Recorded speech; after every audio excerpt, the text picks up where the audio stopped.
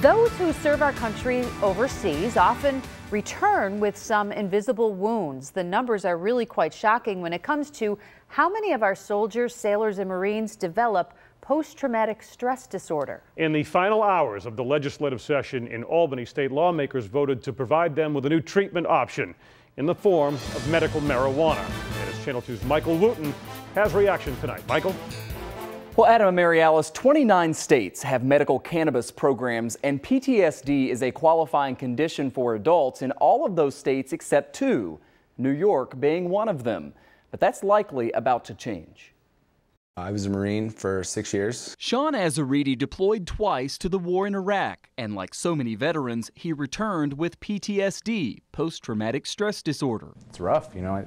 We have veterans out there right now that need help. Many are finding that help in this plant, but PTSD is not a qualifying condition for medical marijuana here. Right now, New York State is an outlier, and we shouldn't be. State Senator Diane Savino wrote a bill to add PTSD to the state's cannabis program, and after months of debate, the measure just passed in both chambers of the legislature. Having the veterans groups in New York supporting this bill helped us to be able to increase support to pass it this year. PTSD is disproportionately affecting veterans of our most recent wars. 2.5 million Americans have been deployed to fight in the Middle East since 2001. 20%, or 1 in 5, returned with PTSD. That means more than 500,000 suffer from the disorder. Sleep, handling night terrors, and being able to get rest, which is very important to patients' quality of life. Although vets can't get medical marijuana through a VA hospital due to federal law, the new VA secretary has signaled some support, at least for more research. There may be some evidence that this is beginning to be helpful. And PTSD isn't just limited to troops returning from the battlefield. If you have been the victim of domestic violence,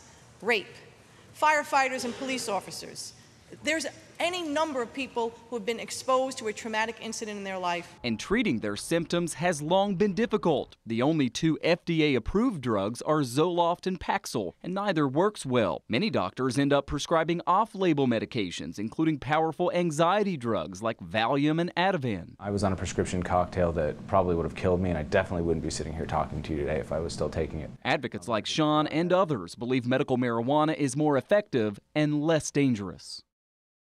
And all that stands in the way of medical marijuana becoming a treatment option for those veterans and others is the governor's signature. He now has 30 days to either sign or veto this legislation.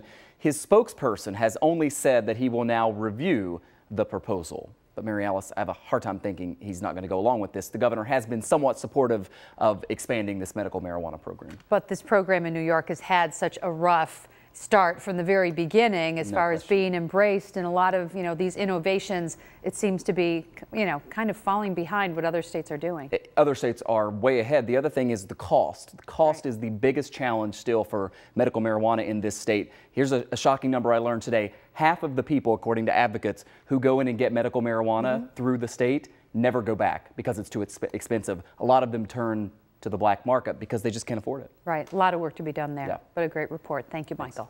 Adam? Well, we know